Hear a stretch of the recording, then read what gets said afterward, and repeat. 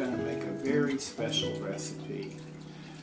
Early in our relationship, Rose and I were not financially well off at all. She was still living in Zamboanga City, and in order for her to support herself and help out, we decided that she should try her hand at running a restaurant. So with very little capital, we put together a restaurant, which Rose ran successfully for about 3 years. She has a great deal of business ability, and she's a great cook. The flagship dish at this restaurant was something she called Uncle Michael's Roasted Chicken. It's a unique kind of rotisserie chicken, which we're going to put out to the oven today.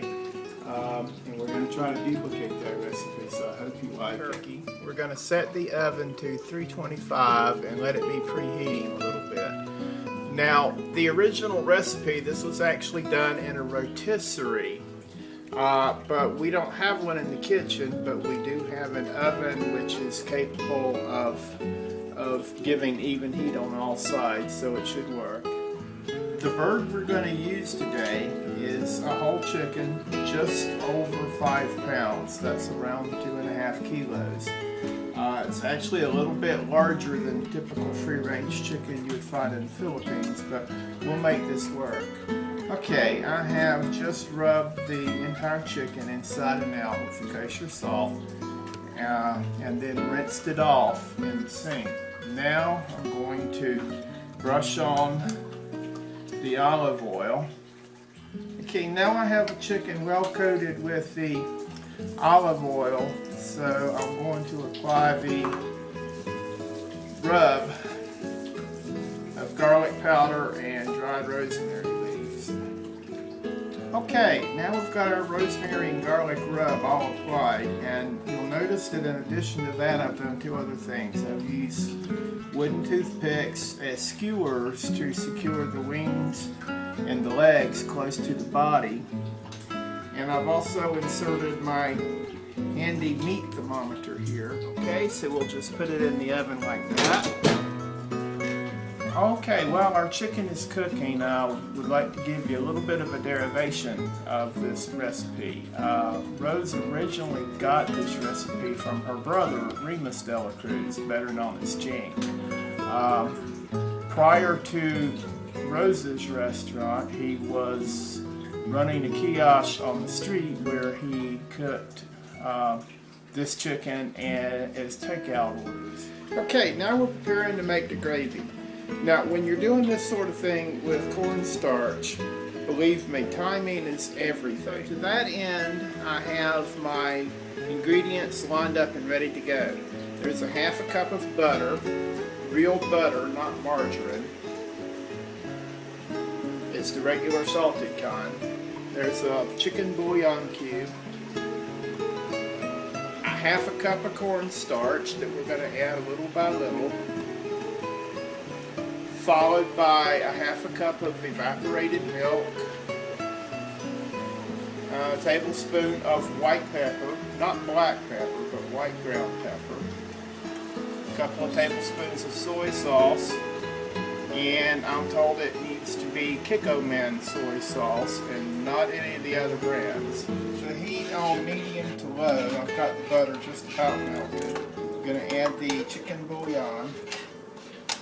Okay, the bouillon cube has completely dissolved, and so we're going to continue to stir. We're going to add the cornstarch just a little bit at a time. I've got the cornstarch completely added now, and everything seems to be nice and smooth, so far so good. I'm going to add the 1/2 cup of evaporated milk, smoothing up nicely, and I think we'll be ready to go.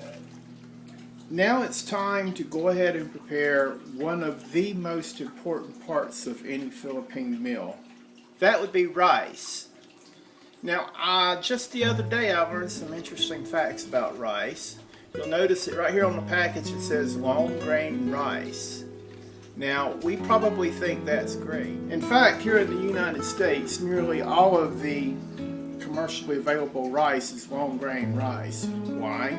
I don't know. It has a lot more starch content than any other, the medium or the short grain rice. And it cooks up drier and more tasteless. That probably accounts for why in the early years of my relationship with Rose, I didn't really understand why rice was such a big deal. But I've learned recently that the medium and short grain rice cooks up a lot smoother, a lot creamier, with more of a sticky texture, which makes them to me more appealing. Rose herself prefers a blend of long grain and medium grain rice. And it's interesting, we saw this on TV the other night, and we'd never discussed exactly the kinds of rice before. But next time I go shopping, I'm going to look for some medium grain rice. Also, a quick word about rice cookers.